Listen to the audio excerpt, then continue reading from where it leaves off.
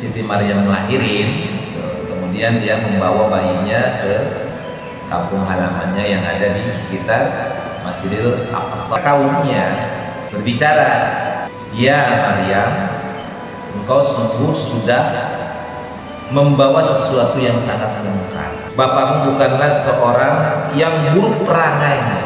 Ibumu juga bukan seorang pezina." Siti Maryam memberikan isyarat kepada bayi itu.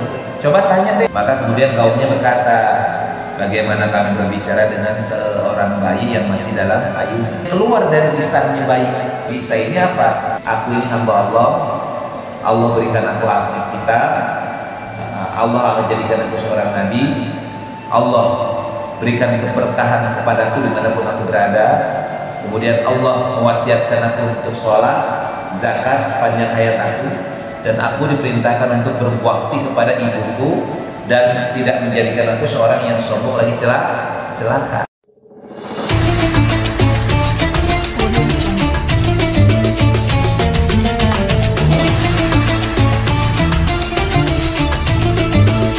أعوذ بالله من الشيطان الرجيم. بسم الله الرحمن الرحيم. واذكر في الكتاب مريم إذ انتبذت من أهلها مكانا شرقيا فاتخذت من دونهم حجابا فأرسلنا إليها روحنا فتمثل لها بشرا سويا قالت إني أعوذ بالرحمن منك إن كنت تقيا قال إنما أنا رسول ربك لأهب لك غلاما زكيا قالت أنى يكون لي غلام ولم يمسسني بشر ولم أك بغيا قال كذلك قال ربك هو علي هين ولنجعله آية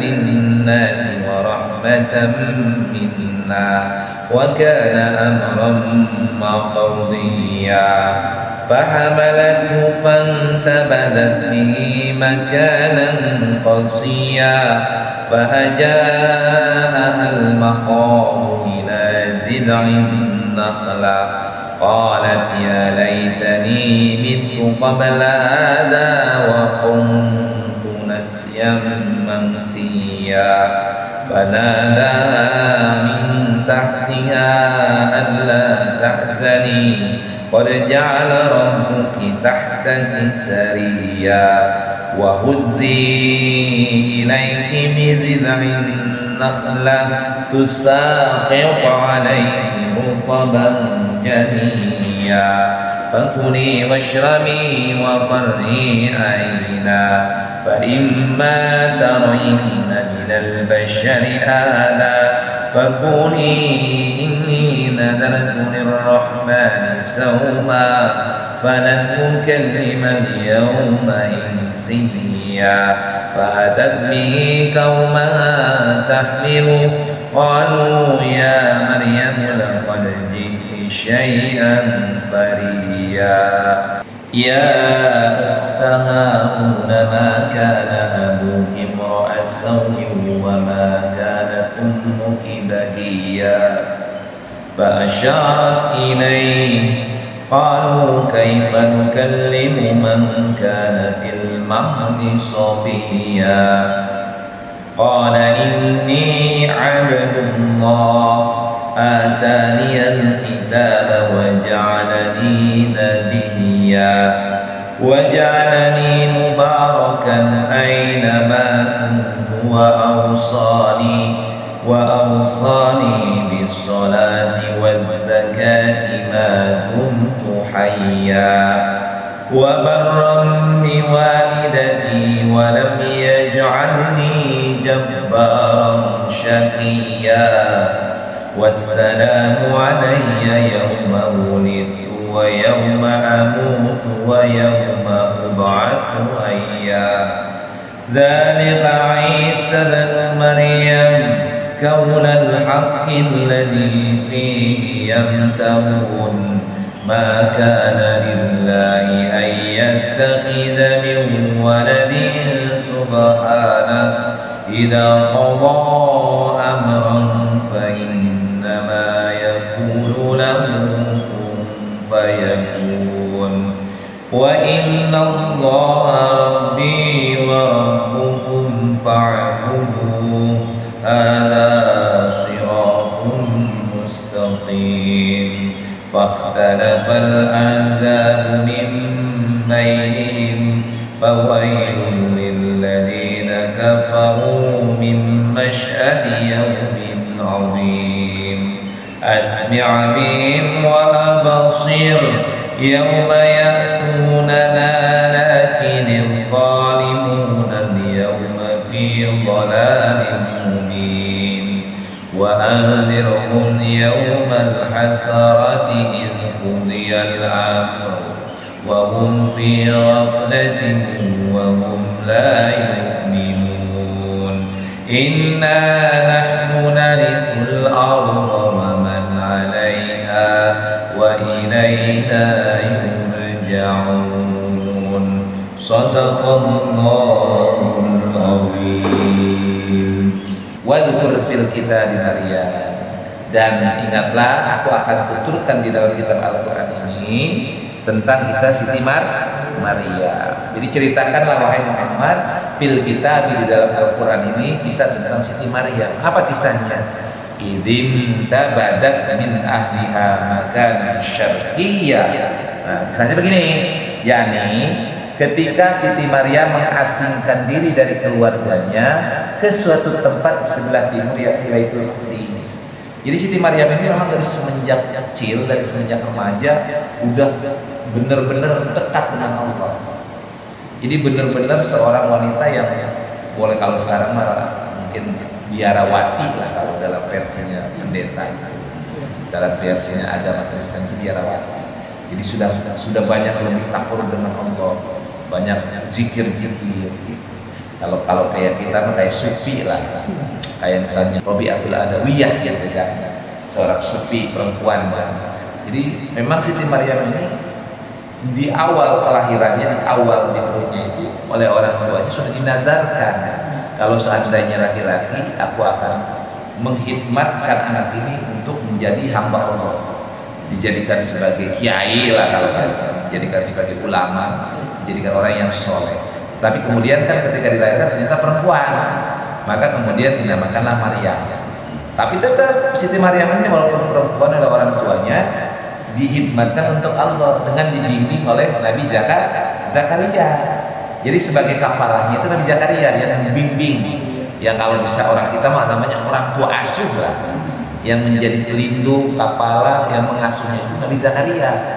Jadi dari semenjak kecil sampai remaja diasuh, sampai masuk usia produktif, usia untuk sudah saatnya berumah tangga, ya nanti kalau sekarang ya antara 21, 22, 23, 24, 25 lah, usia 20 tahun ke atas. Nah semakin dia mengasingkan diri. Nah kemudian pada tibalah saatnya, yaitu ketika dia mengasingkan diri dari keluarganya di tempat yang jauh, ya ini di tempat di sebelah timur, yaitu di Baitul Maqdis. Maka syarqiyah, masyriq, syarqiyah itu kan masyriq, timur kan, timur itu berarti kan sono, ya kan, di arah terbit matahari, itu di samping Baitul Maqdis. Ingat Nabi Zakaria itu adanya di Palestina. Nabi Isa itu nanti lahir di Palestina juga. Ya, Nabi Zakaria, Nabi Yahya, Nabi Ibrahim semuanya kan di Palestina. Nah, Siti Maryam itu mengasingkan sebelah timur Baitul Maqdis. Nah, kemudian fattakhadat min dunihim hijaba, maka Siti Maryam ini memasang tabir yang melindungi dari orang-orang. Jadi kalau memasang tabir berarti membangun bangunan, ya, mihrab, bangunan. Jadi tabir itu bukan sekedar kain yang ditarik, bukan. Tapi dia membangun sebuah bangunan. Ya bisa jadi dia itu bangunannya kan, kalau zaman dahulu kan kita paham apakah itu dari bangunan apa, kita nggak tahu. Tapi dalam istilah Al-Quran ini fattakhadat min duni hijab. Hijab itu kan menghalang, ya kan? Maka kemudian Siti Maryam membangun hijab, membatasi dari pergaulan dengan orang-orang sekitarnya. Kemudian Pak Arsalna ilaiha, kemudian Allah Subhanahu wa taala mengutus roh kami, yakni Jibril, kepada Siti Maryam, maka dia menampakkan laha basyarah sawiyah, seorang laki-laki yang sempurna. Basyarah, jadi tentu bukan perempuan ya, karena malaikat itu ketika dia menampakkan dalam bentuk wujudnya di dunia, itu bentuknya laki-laki yang sempurna, nggak pernah jadi perempuan malaikat itu. Jadi ada malaikat turun ke bumi itu nggak pernah perempuan, laki-laki, selalu bentuknya laki-laki. Nah, malaikat datang kepada Siti Maryam yang dalam hijab itu, ya, dalam tabir itu, ya, dalam bentuk seorang laki-laki yang sempurna. Dan kemudian qalat inni a'udzu birrahmani minka in kunta taqiya. Berkatalah Siti Maryam, aku berlindung kepada Allah dari engkau wahai basyarah, wahai laki-laki gitu. In kunta taqiya, jika engkau adalah orang yang bertakwa. Jadi maksudnya kamu kok siapa kamu masuk ke sini, ke ruangan ini? Ya Allah, aku berlindung kepadamu ya Allah dari kejahatan. Jangan kau lakukan keburukan wahai orang, gitu kalau bahasa kita. Maka in kunta taqiya, jadi kata Siti Maryam, sungguh aku berlindung kepada Tuhan yang masih terhadapmu jika engkau orang yang bertakwa. Qala, maka berkatalah malaikat, innama ana rasul rabbik, aku ini adalah utusan Tuhan. Li ahaba laki ghulaman zakiyya, yakni diutus untuk menyampaikan anugerah kepadamu akan seorang anak laki-laki yang suci yang akan lahir darimu. Jadi kata malaikat itu, tenang, aku ini malaikat, nggak memiliki hawa nafsu. Aku hanya diutus kepadamu untuk menyampaikan kabar gembira bahwa kau akan dikaruniai seorang anak laki-laki yang suci. Maka kemudian qalat, berkatalah Siti Maryam, anna yakunu li gulam, bagaimana aku punya bayi, punya anak, walam yamsasni basyar, padahal aku belum pernah disentuh oleh seorang laki-laki pun, walam aku bahagia, dan aku bukanlah seorang yang pejina. Kata Siti Maryam gitu kan, kaget lah, bagaimana saya punya anak, orang belum pernah saya pun dicampuri dan digauli oleh laki-laki, dan saya bukanlah seorang pejina yang mengumbar sana kemari, bukan. Qala kadzalik, maka berkatalah, demikianlah ketetapan Allah. Taqala rabbuki, maka berkatalah Tuhanmu, telah berfirman Tuhan kepadamu, huwa alayya hayyin, bahwa bagi Allah sangat mudah untuk menciptakan atau menetapkan satu urusan. Jadi kata malaikat kepada Siti Maryam, kalau Allah berkehendak gampang, tinggal idza arada syai'an ayyakuna lahu kun fayakun. Ketika Allah berkehendak pada suatu perkara, maka cukup mengatakan jadi, maka jadilah ia. Maka kata si malaikat itu kepada Maryam, bagi Allah gampang ya untuk melakukan atau menetapkan suatu perkara. Wa alayya hayyin wa linaj'alahu, hal tersebut dilakukan agar adanya kelahiran Isa bin Isa itu ayatan linnas, sebagai tanda kekuasaan Allah bagi manusia, wa rahmatan minna, dan rahmat dari Allah, wa kana amran maqdiya, dan perkara ini sudah ditetapkan oleh Allah. Jadi kata malaikat Jibril, hal ini dengan engkau akan melahirkan seorang anak yang engkau tidak pernah dicampuri oleh seorang pun, ya, dan tiba-tiba engkau hamil, ini ada sebagai tanda kekuasaan Allah bagi manusia dan merupakan rahmat. Rahmat itu kasih sayang Allah. Ada keinginan Allah untuk memberikan kasih sayang kepada makhluknya, dan hal itu telah ditetapkan oleh Allah. Fahamalatu, maka kemudian hamillah Siti Maryam, pangtabadat bihi makanan qasiya, maka kemudian Siti Maryam mengasingkan diri dengan kandungannya di tempat yang jauh. Jadi dari Baitul Maqdis Siti Maryam pergi jauh. Ya, nanti ada kisahnya di dalam kisah-kisah Israiliyat, mengisahkan tentang di mana tepatnya tempat kelahiran Isa bin Maryam itu kan di bawah pohon. Nah di sini bizid'in nakhlah, di bawah pohon kurma. Kemudian fa'aja'ahal makhadu ila jid'in nakhlah, maka kemudian rasa sakit akan melahirkan, memaksanya bersandar pada pangkal pohon kurma. Jadi ketika kandungan itu sudah besar dan akan melahirkan, ya 9 bulan 10 hari lah kalau kita ya, ketika sudah masuk waktunya untuk melahirkan, maka rasa sakit itu semakin menjadi-jadi. Kan Siti Maryam belum pernah hamil, belum pernah melahirkan, jadi sakitnya mau luar biasa. Padahal pernah merasakan sakit hamil nggak? Enggak kan? Tapi kalau istri melahirkan tahu kan bagaimana sakitnya dia. Waduh, sama kita juga begitu ya. Kalau aku pasti belum tahu lah ya. Nah itu dia tanpa ada suami sendirian, rasa sakit datang, maka ada pohon kurma, dia bersandar pada pelepah pohon kurma, ya pada pangkal itu batang. Jadi pohon kurma kayak kelapa tuh. Kalau kita lihat pohon kurma tuh kayak kelapa kan, pohon kurma tuh. Pernah lihat pohon kurma nggak? Ya kan? Ada di sini pohon kurma. Nah itu kan batangnya begitu, dia bersandar di pangkal pohon kurma itu. Kemudian qalat ya laitani mittu qabla hada, ya Allah kenapa enggak mematikan saja, seandainya aku mati sebelum kejadian ini gitu. Ya Allah, seandainya aku mati saja dulu sebelum aku hamil ini, wa kuntu nasyam mansiya, dan aku akan dilupakan dengan serupa-rupanya orang. Jadi saking merasa sakitnya akan melahirkan, saking sedihnya dengan kondisinya gitu. Kenapa aku enggak dimatikan saja ya Allah dulu sebelum aku menerima aib ini gitu. Karena berpikiran bahwa kehamilan atau kelahirannya itu kan membawa bencana. Dalam pikiran Siti Maryam, ya namanya manusia biasa kan pikiran, walaupun sudah diberi keyakinan oleh malaikat Jibril, tapi kan tetap aja. Karena kan malaikat Jibril ini juga hanya menyampaikan wahyu saja, tidak ngurusin kan gitu, nggak ngurusin proses kehamilannya kan. Kalau padahal punya istri kan diurusin tuh. Jadi suami siaga kan, siap antar jaga gitu kan, siap kapanpun terjaga untuk istri kan. Nah Siti Maryam nggak ada suami, nggak ada orang tuanya sudah menghasilkan karena dia merasa ada aib. Nah merasa hatinya juga sedih, kemudian sakitnya luar biasa. Maka kalimatnya ya laitani mitlu qabla hada wa kuntu nasyan manusia. Ya Allah, kenapa seandainya aku mati sebelum aku hamil ini ya Allah, dan aku dilupakan serupa-rupanya. Kemudian yang tidak diperhatikan dan dilupakan, fanadaha min tahtiha, maka kemudian fanadaha, maka Jibril berseru kepadanya dari tempat yang rendah, janganlah engkau bersedih hati, sesungguhnya Tuhanmu telah menjadikan anak sungai di bawahmu. Jadi ternyata mungkin posisinya ini ada pohon kurma di bawah rendah, jadi dia adanya kan kalau di daerah-daerah gurun itu ya kita lihat kan kadang-kadang ada pohon kurma tapi nggak rata kan gitu tuh, ada kadang-kadang gitu kan rendah gitu tuh, karena pohon kurma itu biasanya ada, kalau pohon kurma banyak itu kan bentuknya kayak seperti ada bukitnya tapi nggak tinggi-tinggi banget, maka kemudian malaikat itu menjauh dari tempat yang rendah. Apa yang disuruhnya?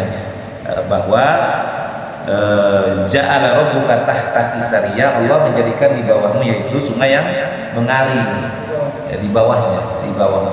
Jadi bukan artinya pas di bawah dia, enggak, yang maksud di bawahnya itu jadi di bawah pohon kurma dekat dia itu ada air yang mengalir, memancar airnya ya. Kemudian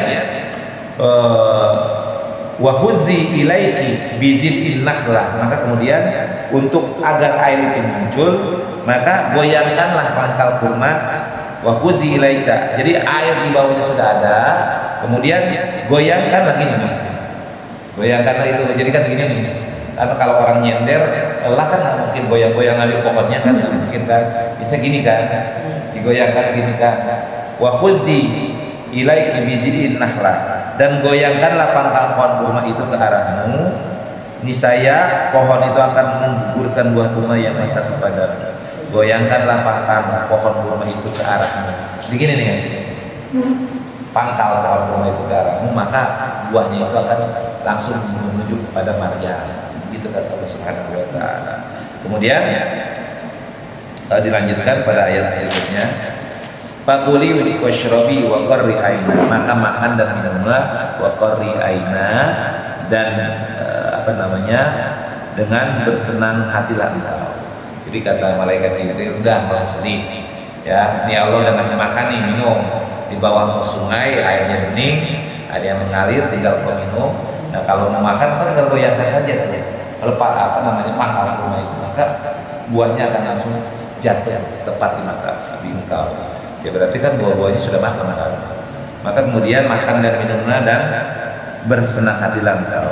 Fa imma tarayna minal basyari ahada, jika engkau melihat seseorang, maka katakanlah, sesungguhnya Allah telah bernazar berpuasa untuk Tuhan yang Maha Pengasih, maka tidak akan berbicara dengan siapapun pada hari ini. Jadi kalau ada orang yang datang melihat engkau, maka kata malaikat, maka katakanlah aku sedang berpuasa, aku sedang bernazar, aku tidak akan berbicara dengan siapapun pada hari ini. Kemudian fa'atat bihi qauma tahmilu. Kemudian Siti Maryam datang membawa bayi daripada yang namanya Isa itu kepada kaumnya dengan menggendongnya.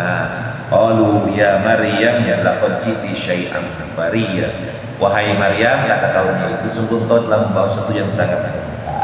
Sampai situ, nanti bahasan berikutnya akan dijelaskan.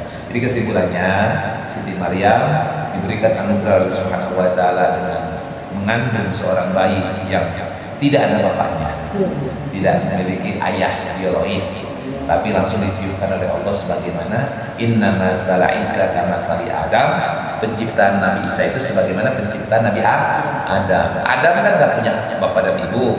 Nah kalau Siti Maryam nggak punya bapak, gitu kan. Nah kalau kita semua punya bapak dan ibu. Tapi kalau Isa itu sama prosesnya dalam kandungan. Ada selama 9 bulan 10 hari kurang lebih dalam kandungan. Nah bagaimana seorang Siti Maryam yang sabar menghadapi cobaan di tengah terasingannya, di tengah sesuatu yang menyakitkan, tidak ada siapa-siapa, Allah memberikan mukjizat dengan ketika akan hamil disediakan air untuk membersihkannya. Yang namanya orang lahir kan dibersihkan, lahir sendiri dibersihkan. Dalam beberapa riwayat ketika melahirkan malaikat turun.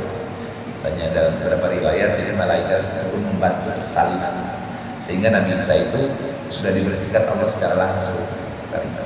Dalam beberapa keterangan, walaupun itu bukan hadis ya, tapi beberapa penjelasan. Tapi yang bisa kita pahami, Siti Maryam dalam ayat ini adalah melahirkan Isa bin Maryam ya di bawah pohon kurma, yang kemudian setelah bayi itu mulai bisa nggak merah lah, sudah mulai paling nggak 1 hari 2 hari mungkin ya, kan nggak mungkin kalau 1 hari langsung jalan kan, pasti 1 hari 2 hari kan, cuma Al-Quran tidak menjelaskan itu.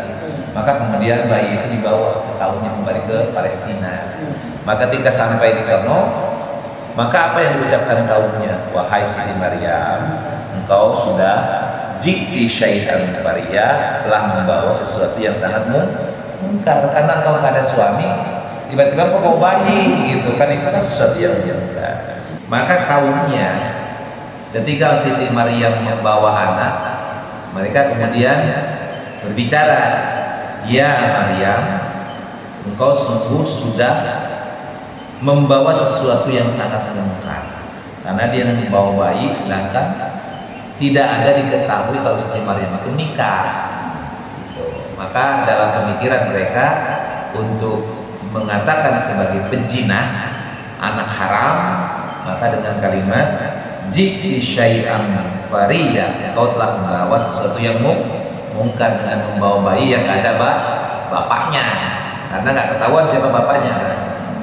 Maka kemudian dilanjutkan tuh, ya ukhta Harun, wahai saudara perempuannya Harun, ya ini Siti Maryam maksudnya, karena Siti Maryam itu punya saudara yang namanya Nabi Harun.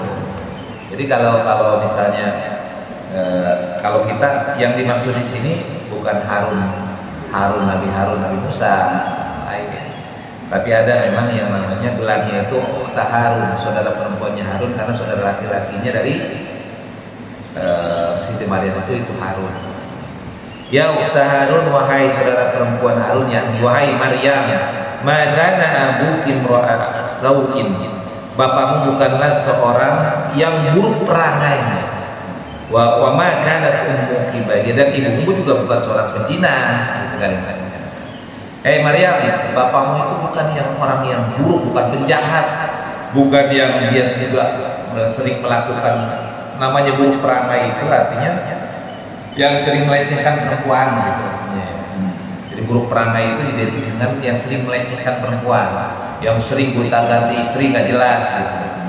Maka disebut sau'in, as-sau'in buruk, tapi keidentikannya buruknya itu akhlaknya. Ya kalau di kita mah playboy lah gitu ya, kalau bahasa sekarang mah ganjen, bukan orang yang ganjen, bukan playboy yang sering mainin perempuan gitu. wa ummuki wa ma kanat ummuki baghiya, dan ibumu bukan seorang pelacur, gitu kalimatnya. Fa asyara ilaihi, maka kemudian Siti Maryam memberikan isyarat kepada bayi itu. Jadi gini, kaumnya nih ngoceh. Hei Maryam, pezina kamu udah bawa sesuatu yang aib bagi kita. Bapakmu itu bukanlah seorang yang buruk kelakuannya, bukan seorang playboy, bukan seorang yang sering menggoda perempuan. Ibumu juga bukan seorang pezina. Kok kamu bisa-bisanya begitu membawa seorang bayi yang tidak ketahuan bapaknya? Di dalam bahasa kita, di dalam bahasa Al-Quran itu indah. Jadi makana abuki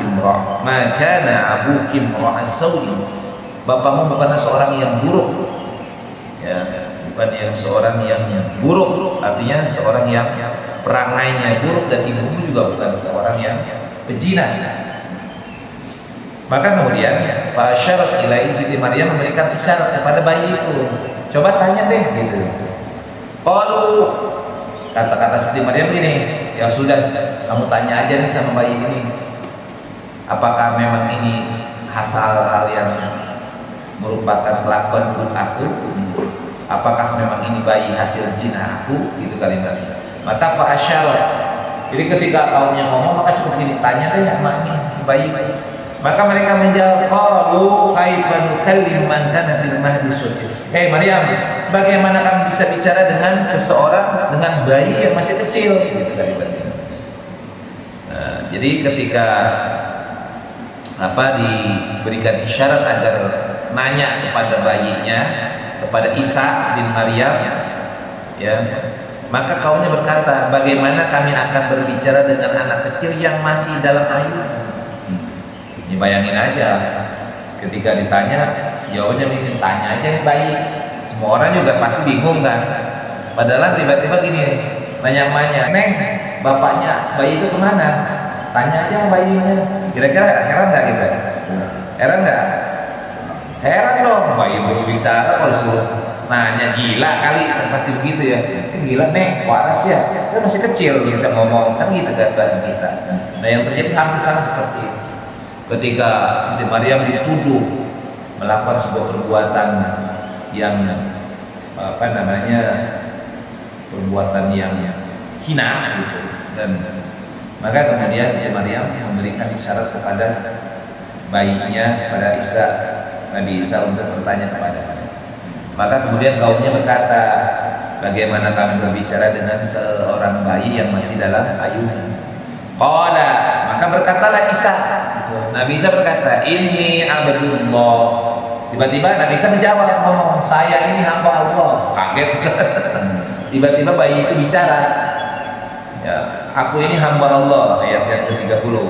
Ataniyal kitab, yang kepada aku didatangkan kitab, wa ja'alani nabiyya, dan aku dijadikan seorang nabi, wa ja'alani, dan aku dijadikan mubarakan ainama kuntu.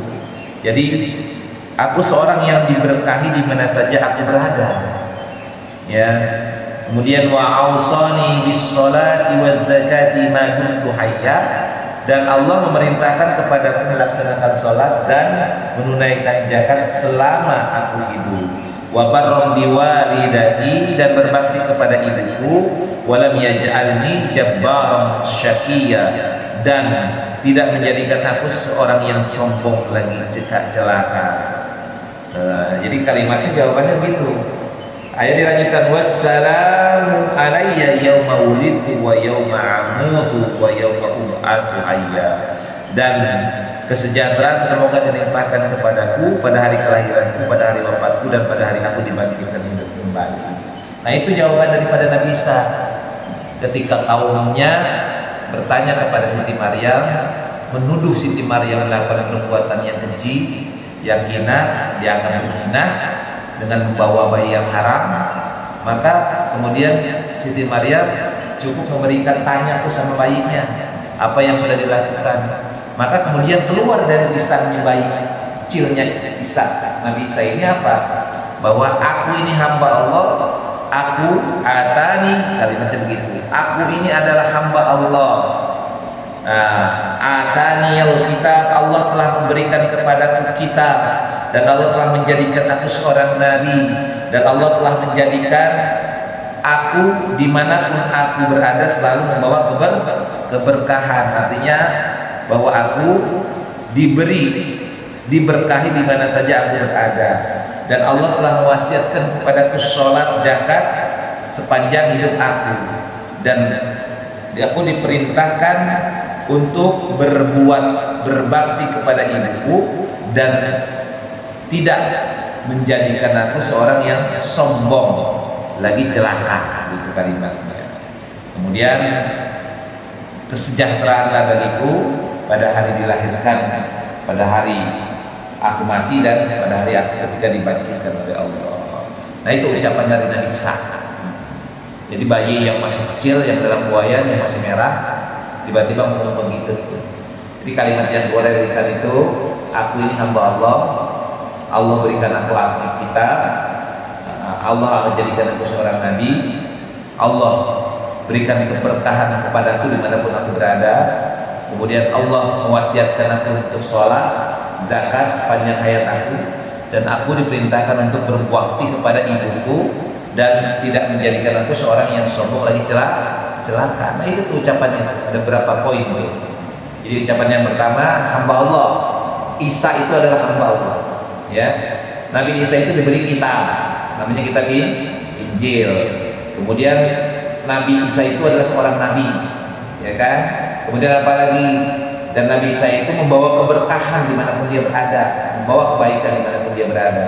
Kemudian dia apa lagi? Dia melaksanakan sholat, dia menunaikan zakat, kemudian dia berbakti kepada orang tua, khususnya ibu-ibunya, dan dia bukan seorang yang sombong lagi celaka. Ada 8 tuh, ya, ada 8 poin. Sama nggak dengan Nabi Muhammad? Kebaikannya tentunya di luar daripada seorang yang kelahirannya berbeda kan.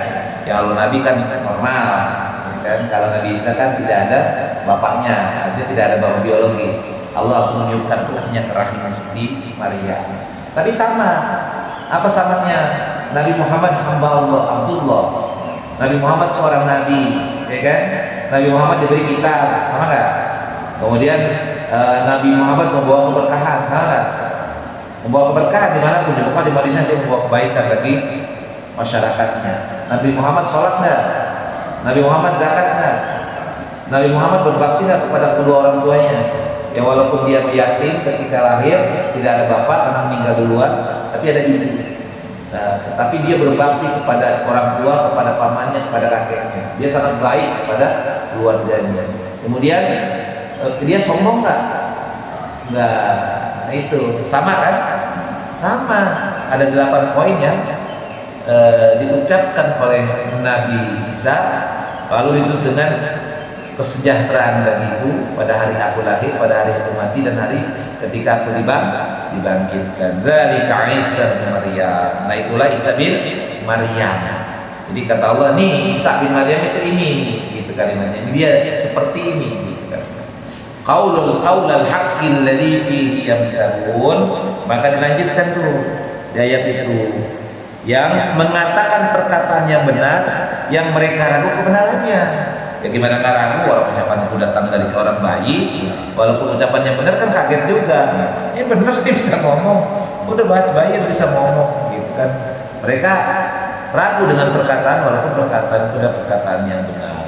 Maka nabillahi ayyattakhidha min waladin subhanahu. Maka kemudian dilanjutkan sebagai penegasan kepada kita, kepada Nabi Muhammad, kepada umat kita Nabi Muhammad, kepada kita umatnya Nabi Muhammad. Maka nabillah, tidak patut bagi Allah mempunyai anak. Kenapa? Karena Isa itu anak Allah, gitu kalimatnya. Maka nggak patut Allah punya anak, gitu kalimatnya. Ditegaskan, Isa itu bukan anak Allah, gitu kalimatnya. Tapi dia adalah hamba Allah. Makanya maka lillahi ayyattakhidha min waladin subhana. Tidak pantas, tidak patut bagi Allah mempunyai anak. Maha suci Allah. Ya. Idza qala amran, apabila Allah berkehendak kepada suatu perkara, fa innama yaqulu lahu kun fayakun, maka cukup dia mengucapkan kun, jadi maka jadi. Jadi Isa bin Maryam yang tidak ada bapak biologisnya tidak boleh disematkan sebagai anak Allah, tapi dia adalah hamba Allah. Kenapa kok bisa? Karena kalau Allah berkehendak tidak ada sesuatu yang tidak mungkin. Ketika Allah berkehendak menentukan sebuah perkara, menetapkan sebuah perkara, maka cukup mengatakan jadi, maka jadilah ia. Maka dalam ayat yang lain, masalul Isa kamasali Adam. Jadi masalul Isa itu perumpamaan penciptaan Isa itu bagaikan penciptaan Adam. Cuman kalau Adam kan nggak ada ibunya, nggak ada bapaknya, ya kan, nggak melalui proses ngandung, hamil, tapi dia proses dibuat dengan berbagai macam unsur tanah yang didatangkan dari berbagai macam penjuru bumi, kemudian dibentuk dan ditiupkan roh di dalamnya. Ada prosesnya sama, tapi tidak melalui rahim. Itu atas kehendak Allah. Nah, masalul penciptaan Adam sama dengan penciptaan daripada Isa. Masalul Isa karena sali Adam, perumpamaan daripada apa yang diciptakan Allah kepada Isa sama dengan Allah menciptakan Nabi Adam. Masalul Isa bin Maryam kama sali Adam khalaqahu min turab, sama diciptakan dari tanah juga, cuma ada proses yang berbeda. Jadi kalau orang bilang begini nih, kalau pada misalnya bikin batik, yang satu batiknya ditenun, yang satu di pabrik, ya kan? Yang satu tenun kan, ditenun batiknya, yang satu langsung ke pabrik gitu kan, beda tuh. Tapi sama-sama kan, batik juga. Yang satu diciptakan langsung oleh tangan Allah, kalau yang satu dimasuki proses rahim, pabrik gitu. Nah ibarat kata begitu. Masalul Isa bin Maryam kama sali Adam khalaqahu min turab, sama-sama bahannya itu. Bahannya kan sama kan, kain juga. Nah gitu. Jadi prosesnya yang berbeda, tetapi dia adalah sama-sama hamba Allah, bukan anak Allah. Gitu maksudnya begitu. Kemudian wa inna Allaha rabbi wa rabbukum fa'budu, dan sesungguhnya Allah adalah Tuhanku dan Tuhan kalian, maka sembahlah Allah. Hada siratul mustaqim, inilah jalan yang lurus. Jadi jalan yang lurus itu adalah menyembah Allah, bukan menyembah Isa gitu kalimatnya. Jangan menjadikan Isa itu sebagai Tuhan, tetapi Isa itu adalah Nabi wa Rasulullah, dia sama-sama sebagai Nabi dan Rasulullah seperti Nabi Muhammad. Fakhtalafal ahzabu min bainihim, kemudian maka berselisihlah golongan-golongan yang ada di antara mereka, yakni Yahudi dan Nasrani. Maka celakalah bagi orang-orang yang kafir pada waktu menyaksikan hari yang agung. Jadi nanti hari yang agung itu artinya hari ketika dibangkitkan, kemudian dihisab. Maka celakalah orang-orang Nasrani dan Yahudi, karena mereka menganggap Isa itu adalah sebagai Tuhan, bukan sebagai hamba atau sebagai Nabi dan Rasul. Asmi bihim wa abusir, alangkah tajam pendengaran mereka dan alangkah terang penglihatan mereka pada hari mereka datang kepada kami. Tetapi orang-orang yang zalim pada hari itu di dunia, pada hari ini di dunia berada dalam kesesatan yang nyata. Jadi nanti itu ketika di hari akhirat itu mata akan terlihat dengan jelas. Jelas itu maksudnya bahwa tidak ada lagi yang disembunyikan. Kuping akan mendengar dengan jelas bahwa apa yang dilakukannya itu salah. Jadi sebenarnya gini, kalau bertanya kepada hati nurani, orang itu sebenarnya mengaku salah. Kayak misalnya gini, ada seorang pencuri. Pencuri itu kalau kita tanya pasti dia ngeles. Dia akan mengemukakan sejuta alasan. Saya nggak mencuri. Tapi kalau dia bertanya kepada hati sendiri, dia pasti akan mengakui, iya saya salah, saya ini mencuri. Gitu kan? Nah dia menyembunyikan kesalahannya di dalam hati. Maka dalam definisi ulama yang disebut dosa itu adalah apa yang disembunyikan oleh hatimu, kamu takut orang lain tahu. Nah itu dosa. Yang disebut dosa itu seperti itu definisi para ulama. Mahaka fi nafsika wa karihta an taqalla'a 'alaiha ilal akhar. Apa yang kau sembunyikan di dalam hatimu karena engkau takut kalau orang lain mengetahui apa yang ada dalam hatimu yang akan berdampak dulu kepada kita. Itu dosa namanya. Jadi dosa itu yang sudah dosa begitu. Di misalnya kira-kira kalau kita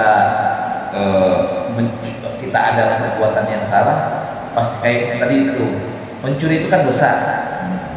Nah orang mencuri itu pasti kan akan menyembunyikan, saya nggak mencuri kan. Padahal di dalam hatinya dia sadar kalau dia melakukan perbuatan itu. Itulah yang disebut dengan dosa. Ya. Kemudian misalnya kita benci kepada orang, kita benci tuh masih pulang.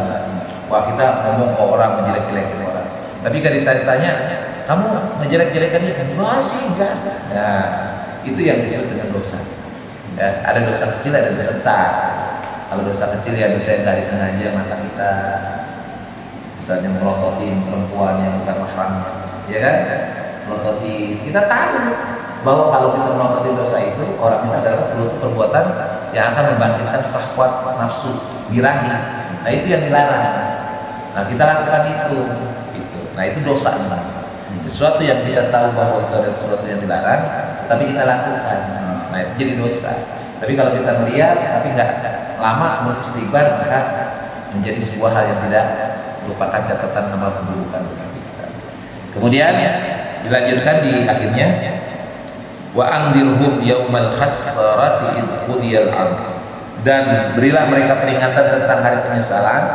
Jadi yaumal hasrah itu adalah penyesalan, yaitu ketika segala perkara telah diputus, sedang mereka dalam kelalaian dan mereka tidak beriman. Jadi hari penyesalan itu nanti hari di akhirat, ketika semua perkara diputuskan dengan secara adil, baru ketahuan bahwa dia itu masuk neraka. Nah, itu hari penyesalan. Menyesal ya saya dulu di dunia kenapa melaksanakan amal soleh. Menyesal ya saya di dunia kenapa dulu saya melakukan perbuatan A, B, C, D. Kan penyesalan itu akan datang terlambat. Contohnya ini nih. Padahal pasti akan ada sedikit penyesalan di hati. Kenapa saya dulu lagi kecil nggak ngaji ya? Kenapa saya dulu nggak nurut orang tua, suruh ngaji ke ustaz, tapi saya malah sukanya main. Saya nggak pernah nurut kata orang tua. Nah, penyesalan itu datang ketika kita sekarang kan. Kenapa saya dulu nggak nurut kalau disuruh sekolah itu malah saya sering kabur-kaburan? Nah, gitu kan? Penyesalan itu muncul ketika kita sudah tua. Kenapa dulu nggak saya ke pesantren? Kenapa saya dulu nggak sekolah dengan baik? Kenapa saya dulu tidak A, tidak B, tidak C, gitu kan? Nah, pasti ada penyesalan kan? Sekarang misalnya kita sudah tua, kenapa sih sekarang kita baca Quran masih terbata-bata? Dulu mana aja? Nah, itu namanya penyesalan. Menyesali masa lalu kenapa tidak berbuat baik. Nah, sama seperti orang ketika nanti sudah dihisab, ketika sudah ditetapkan di ahli neraka, baru nyesel. Kenapa saya di dunia tidak melakukan perbuatan amal soleh? Ya Allah, balikin lagi saya ke dunia. Gitu, tapi tidak dijawab atau tidak dimaknai karena sudah terputus segala perkaranya. Nah, jadi jangan sampai kita menemui yaumal hasrah, pada hari penyesalan itu, di mana kita menyesal akan masa lalu hidup di dunia kita yang penuh dengan perbuatan buruk, jelek dan maksiat. Jadi harus menjadi kebahagiaan bagi kita. Ketika kita bertemu dengan Allah, maka itu adalah merupakan kebahagiaan tertinggi kita di hadapan Allah. Kemudian wahum fi ghaflatin wa hum la yu'minun, sedang mereka dalam kelalaian dan mereka tidak beriman. Poinnya adalah lalai tidak beriman. Yang menjadi penyesalan adalah kan lalai. Jadi lalai itu dibuai dengan dunia, dibuai dengan syahwat, sehingga dia lupa. Lupa apa? Lupa dengan tugas utamanya. Kan tugas utama di dunia ini ada dua. Pertama, untuk beribadah sebagai tugas intinya. Yang kedua, tugas sebagai khalifah, pengganti Allah, untuk membawa kemakmuran, kebaikan bagi orang lain. Jadi tugas manusia dua. Ya, wa ma khalaqtul jinna wal insa illa liya'budun. Allah menciptakan jin manusia untuk beribadah. Kemudian yang kedua adalah sebagai khalifah, sebagai pengganti Allah untuk memakmurkan dunia ini, membawa kebaikan, bukan membawa kerusakan. Nah, manusia dilalaikan dengan dua ini. Banyak orang lupa menyembah Allah, malah menyembah yang lainnya, musyrik dia. Banyak orang bukannya melakukan kebaikan dalam kehidupan dunia, membangun lingkungan yang baik, membangun masyarakat yang baik, malah menciptakan kerusakan dalam masyarakat. Nah, itu yang membuat nanti jadi penyesalan di akhirat. Inna nahnu narisul arda wa man 'alaiha wa ilaina yurja'un. Sesungguhnya kamilah yang mewarisi bumi, kata gitu. Sesungguhnya kamilah yang mewarisi bumi setelah bumi seluruh alam ini hancur, maka hanya Allah yang tegak. Jadi kata Allah, ketika hari berbangkit itu, kami inilah penguasa bumi, gitu kalimat ini. Maka kalimatnya inna nahnu narisul arda wa man 'alaiha. Kamilah yang mewarisi bumi dan semua yang ada di atasnya. Artinya bukan Allah yang mencipta kemudian ada makhluk yang mencipta kemudian Allah mewarisi, bukan. Tetapi pada saat itu, pada hari di mana ditegakkan segala perkara dengan adil, diputus segala perkara dengan adil, yang namanya yaumul hasrah. Pada hari yaumul hasyr, pengumpulan dan mizan, yaumul hisab, itu yang berkuasa hanya Allah. Maka kalimatnya innalah narisul arda wa man 'alaiha. Sungguhnya kamilah yang mewarisi bumi dan apa yang ada padanya. Artinya apa? Nanti di akhirat itu kita dihisab itu di bumi yang sama, bukan di bumi yang lain. Cuman bumi nanti akan rata gitu. Jadi tidak ada lagi gunung, tidak ada lagi bukit. Kita ini akan kumpul dibagaikan di lapangan rata. Di lapangan bumi ini menjadi rata semuanya, tidak ada lagi lautan. Nah, itu atas kehendak Allah. Jadi semua rata, semua manusia dikumpulkan di bumi ini, di padang mahsyar, karena bumi ini akan berbentuk rata. Maka disebut dengan padang mahsyar. Gitu. Padang mahsyar itu artinya lapangan tempat berkumpul seluruh manusia. Gitu. Nah, itulah. Maka pada saat itu Allah yang memiliki kekuasaan dan kehendak. Semua tidak ada yang mampu kemudian menentang, tidak ada pada saat itu, karena Allah terlihat kekuasaannya. Kalau sekarang kan kita masih, kalau ada polisi kita lalu lintas tapi, ya kan? Kalau nggak ada polisi sudah semerawut. Ya. Nah gitu. Kalau kayak di sekolah dulu, kita zaman sekolah, kalau ada pak guru rapi gitu kan, giliran pak guru udah keluar, udah deh rame tuh, kalau yang pukul-pukul meja, ada yang lari-lari. Nah nanti di akhirat itu semua Allah yang punya kehendak. Tidak ada lagi siapapun atau orang pun yang macam-macam. Tidak ada, semua rapi. Bagaikan kita melihat pasukan tentara. Padahal kalau lihat baris upacara. Nah yang di padang mahsyar itu seperti upacara. Tidak ada lagi orang hilir mudik ke sana kemari, bagaikan lagi demo. Kalau dia lagi demo kan ada yang ke sana, ada yang sini kan. Kalau di Padaran di pasar depan nih, pasar kita aja, kalau orang lagi ngumpul kan ada yang ke sana, ada yang kemari ya kan. Orang tabrak-tabrakan, ada yang hilir mudik ke sana kemari. Nah kalau di akhirat nanti tidak, semua satu saf berdasarkan kelompok masing-masing, rapi semua dan tidak lagi keluar dari barisan. Kenapa? Kalau ada yang keluar barisan langsung dicambuk sama mereka, masuk ke dalam barisannya. Tidak bisa kita loncat ke barisan yang lain. Kalau di kita kan masih bisa loncat-loncat. Dan di akhirat enggak. Orang digiring sesuai dengan safnya masing-masing, sesuai dengan tandanya masing-masing. Ya seperti upacara kan. Kalau lihat upacara kan tentara yang pakaian putih-putih semua. Nggak ada yang mencoba pakaian hijau kan. Nah itulah nanti kurang lebih gambaran daripada Yaumul Mahsyar seperti saat upacara itu. Semua pada tempatnya dan semua tegang, semua serius, tidak ada lagi canda-canda. Nah seperti itu ya. Cukup ya. Alhamdulillahirabbil alamin. Shadaqallah.